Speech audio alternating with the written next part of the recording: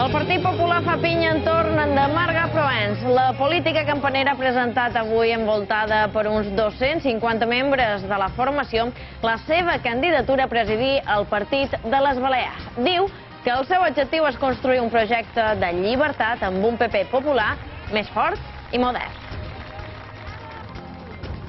Bon vespre. La patronal de línies de creuers calcula que els primers vaixells internacionals podrien arribar a les Balears durant la segona quinzena de juny.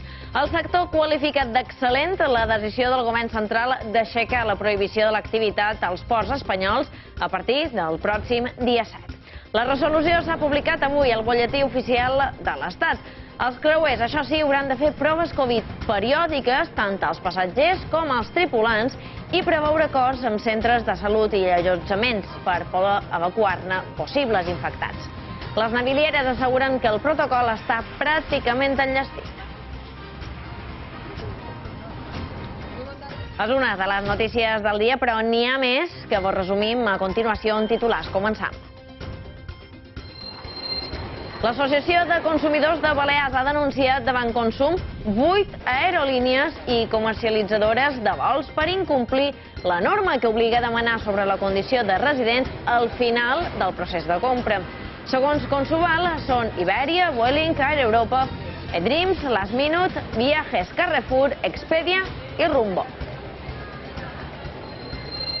I 8 de cada 10 menors de 60 anys que s'han inscrit des d'ahir en el web per triar la segona dosi han optat per AstraZeneca.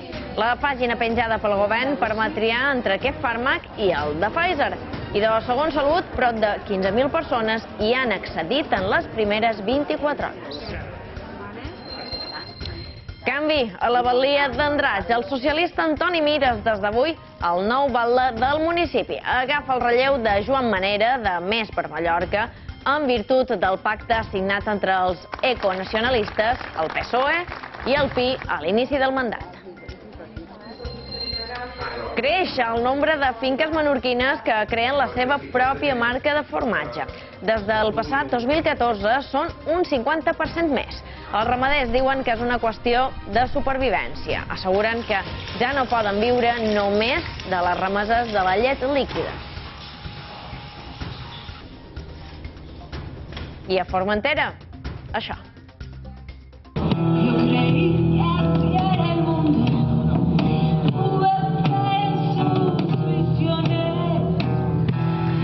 La primera mostra de músics de l'associació Formentera Musical. Després vos ho contam.